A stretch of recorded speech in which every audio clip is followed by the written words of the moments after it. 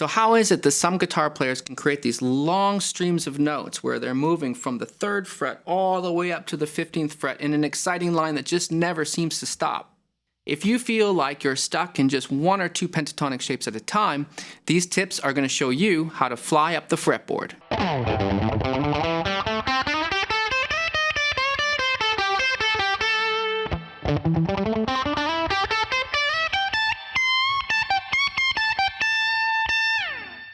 So the way I see it is that you really only need to memorize 2 long runs that will allow you to fly up the fretboard in long distances. You can shift from pentatonic shape to pentatonic shape at any moment, at any string, but to make those decisions in the moment when you're going to shift is harder than just having a memorized run. And remember that it really doesn't matter where you shift, because if you're just shifting through the pentatonic shapes, you're still covering the same notes. So memorize just 2 runs, as I call them, and you've got it covered. I'm going to show you the 2 runs that I always teach to my students here in Vancouver. The first one is going to center around our easy pentatonic shape, the one that we all kind of know, right?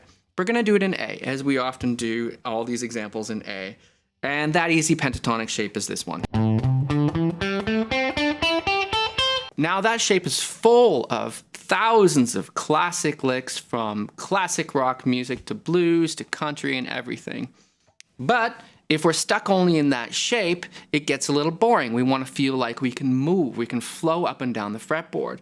So we're going to start just below that easy minor pentatonic shape, because we want to start below because we want to give ourselves more space to move up, right? And we're going to start in the shape that's just below that shape. But we're not even going to use the whole shape. So that shape is this one. But it doesn't really matter, because we're really only going to use the first 4 notes of that shape. And why not? Because those first 4 notes are so easy. It's such an easy little movement. So for run number 1, our first 4 notes are. And then all we do is we slide up to the next shape. Easy, right? Now we're in our easy shape. So now we complete the next part, next 4 notes, right? So we have 4 notes, slide, 4 notes, slide. Easy. And now guess what? We have another 4 notes. And that puts us from the shape below the easy shape to the easy shape to what I call the extension shape with the little box at the top. Right?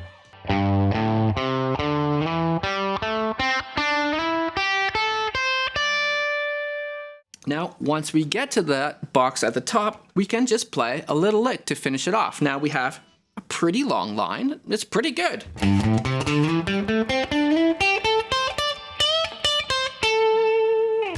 And notice that when I played that little lick, I mean, it was no big deal. It was nothing that fancy. It kind of doesn't need to be that fancy, because now I've started with this long run of notes that makes the simple lick at the end sound great. I mean, it's a great note to bend. And also notice that I finished that lick on that specific note. And you know what that note is, right? It's the root. And that's why the lick also gives us that nice resolve. We're starting this whole run on a note that's not the root. Doesn't matter.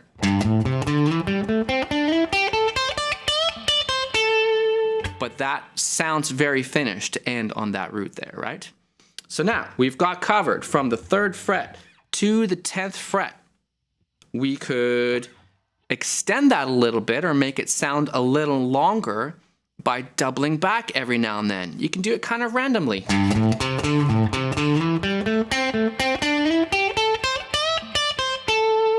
Just every now and then, back up 1 note and then continue back up again.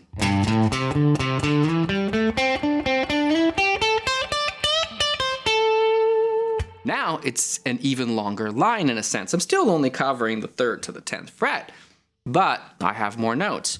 To the audience's ears, they don't really know exactly what you're doing. They don't know that you're just doing a simple thing like doubling back.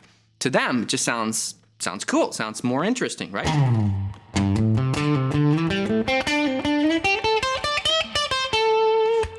that case, I did a bunch of pull-offs instead of picking down. Pull off there. Pull off there. That was just 2 of them. Good enough.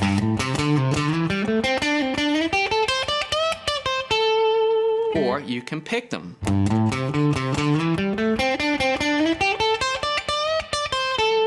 Has a slightly different effect, right? But practice where I'm backing up there, but honestly, practice also just backing up wherever you feel it. Don't think about it too much. Could be right off the bat.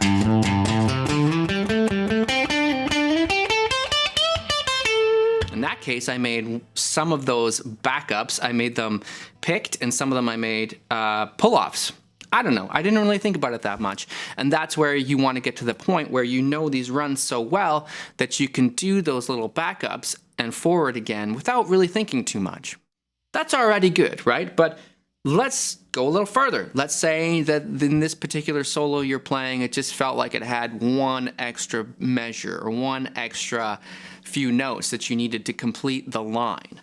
So I'm going to simplify it again. We're going to go to the top.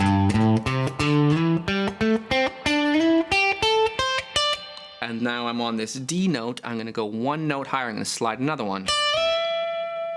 Now I'm at the 12th fret. So I have 1, 2, 3, 4, slide. 1, 2, 3, 4, slide. 1, 2, 3, 4, slide. Wow, that's quite symmetrical. I don't even know if I ever realized how that was 4 slide, 4 slide, 4 slide, but it works.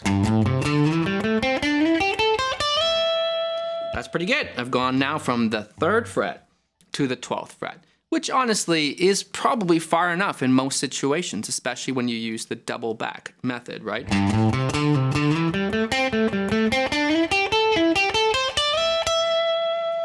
So that note that ends on, that E note's pretty good. That E note is in an A chord. It gives us some kind of resolve, a little bit. It's the 5th. It kind of does suggest, maybe we need to keep moving forward. But let's end this longer run with a lick that ends on the root as well, just to keep it interesting. So we have to figure out what is the pentatonic shape up here now, right? And it's this one.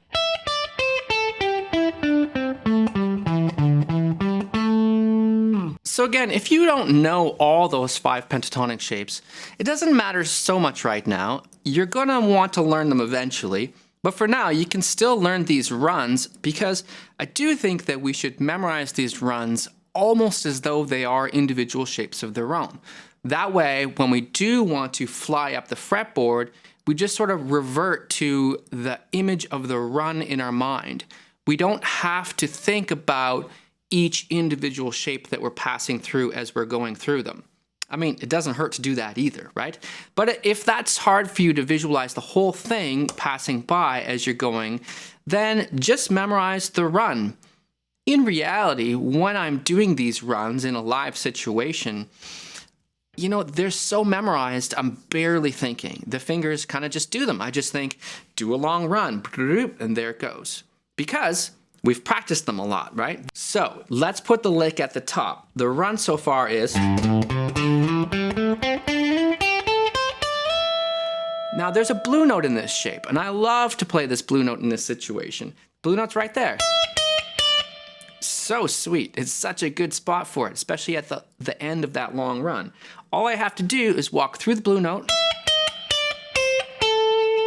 down 2 more notes of that pentatonic shape, and there's my root.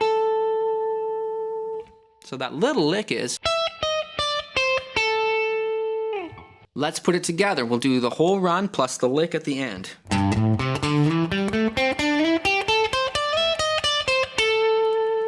That's pretty nice. I end up just sliding there.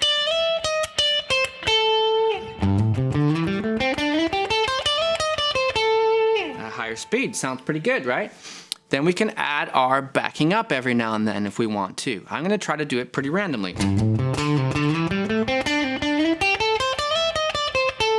I think I did 2 of them. I think I did 2 probably in the same place I did before. Pretty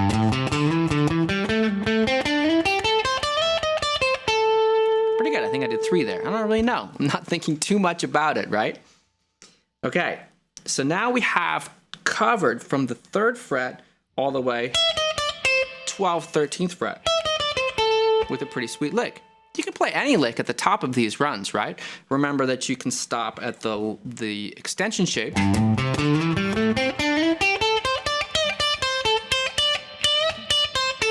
Play whatever you like, as long as then at that moment your mind has to switch.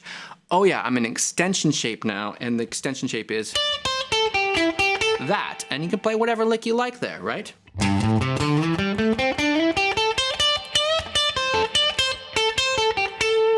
Whatever feels right. Now we have a pretty nice long line. Let's do the further one.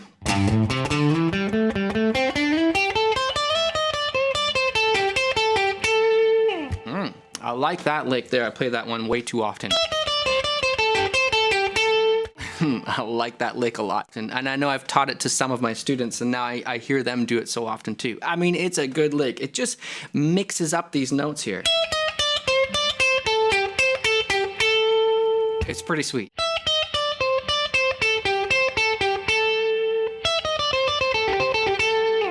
Okay, so practice that with backing up every now and again.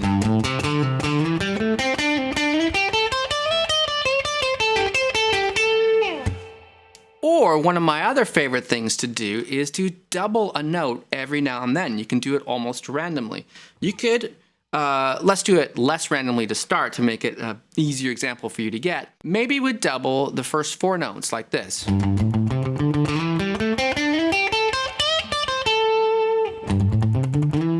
That sounds pretty cool. I got a little bit of palm muting in there.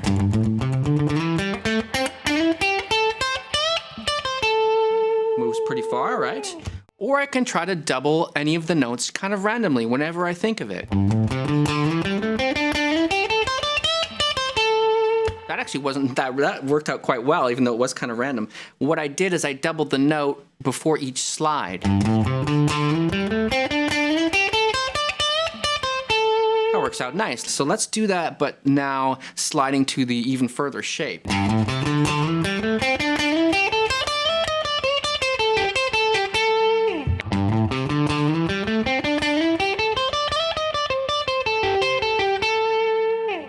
Thanks so much for watching, everyone. If you're not familiar with my channel, please subscribe. I'm going to put another video on the screen for you here. You can check it out.